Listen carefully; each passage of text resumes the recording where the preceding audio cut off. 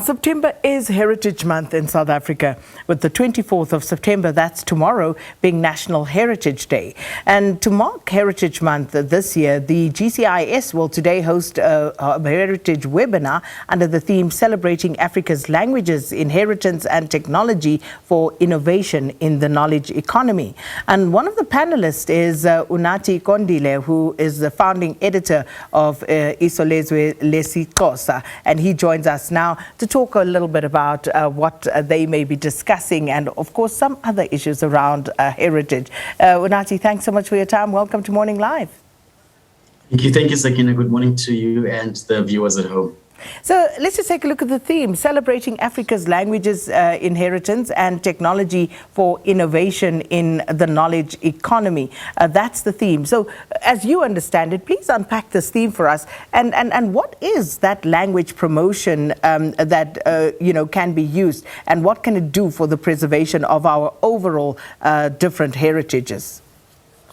Thank you, Sakina. I think one of the things that I interpreted from the theme was the fact that we have quite an extensive literary heritage in South Africa and throughout South Africa.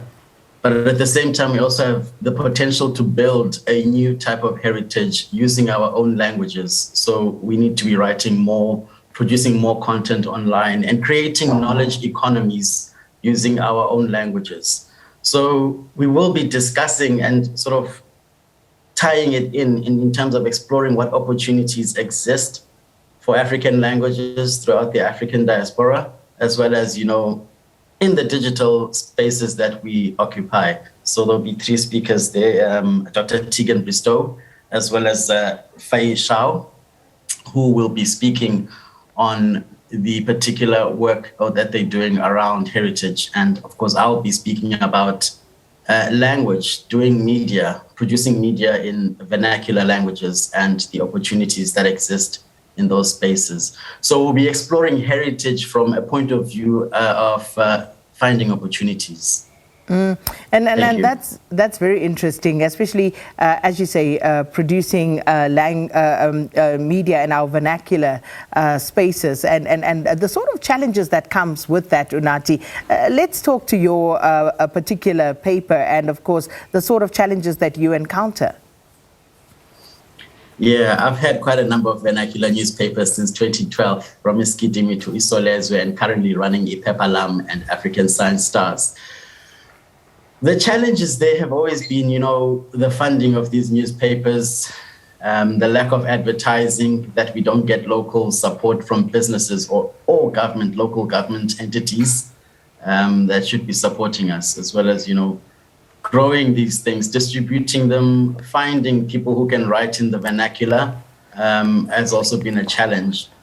But it doesn't mean it's not possible. It's possible. It's just, you need a lot of human resources around producing these newspapers and finding the right people to work with.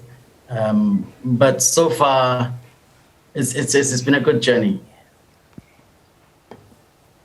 And then, Unathi, as we speak, our question of the day speaks to language this morning. I know you would have seen trending the Constitutional Court's decision. And you laugh because I know you've seen it. And I thought, when I saw this, it is so apt. And I'm hoping it will feature quite prominently in your webinar, because we always talk about the significance of language in culture preservation. And if we look at modern day South Africa, where we have in excess of 2-digit official languages in this country, and how all of that can be given expression. So what's your take on yesterday's Constitutional Court ruling with regard to UNISA? I'm actually quite behind on that one. Unathi, you haven't seen? I'm behind on that one. I haven't been following those trends. I'm trying to take a break from social media. It's quite toxic, that space, but anyway. You chose the wrong day to look away, because judgment was handed down yesterday in the Concord, and it speaks to the revised language policy seeking to phase out teaching and learning in Afrikaans that was adopted by UNISA, and the Constitutional Court held that that was unconstitutional. And it speaks, in the AfriForum application, they talk about the fact that UNISA, when coming to that determination, for example, would have said that there were very few people taking up, that Afrikaans medium instruction.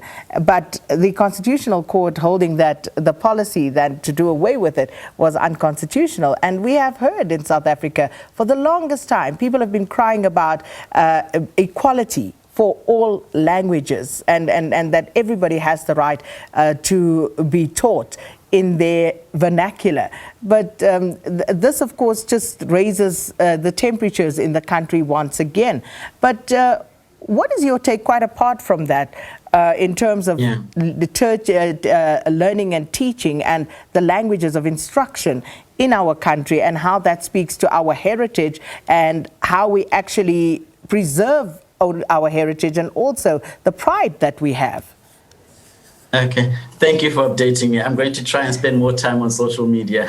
Look, I don't understand what this obsession is over fighting Afrikaans in 2021 when we are a democratic dispensation. But one of the things I do want to speak to is the fact that our languages are not going to develop themselves. Textbooks are not going to create themselves. Material in our languages is not going to just happen. Someone has to do it. And I think that we have this savior complex of sitting and waiting and expecting it to just happen. Someone has to do it.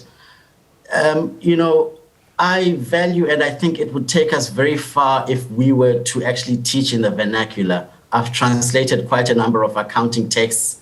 We do a science magazine where we're now going into the vernacular, and people tend to understand content much more better when it comes in their languages.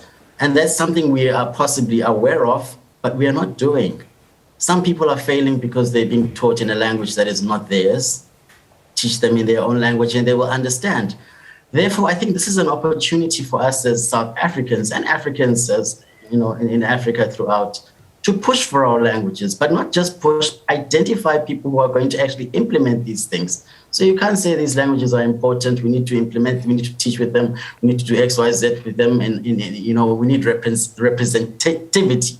In universities or in any other space when there's no one actually there implementing these languages. You're not just going to get isiXhosa at UCT or UWC or FITS. You're not. You need to have people who are pushing it actively. You need people who are going to translate these documents. Our government has just adopted a white paper on language units within their government departments. So they are technically now supposed to be producing content in all 11 official languages, but I still get press releases in English every day.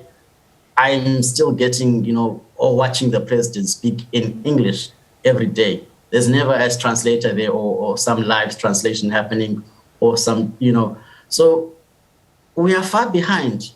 We need people who are going to now start doing and implementing and making sure that these languages take center stage. It's not just going to happen. No. But as you also rightly point out, Unathi, these things are not going to happen by themselves. These languages are not going to develop by themselves, which is why I truly appreciate what you do with the newspapers and what you've tried to do.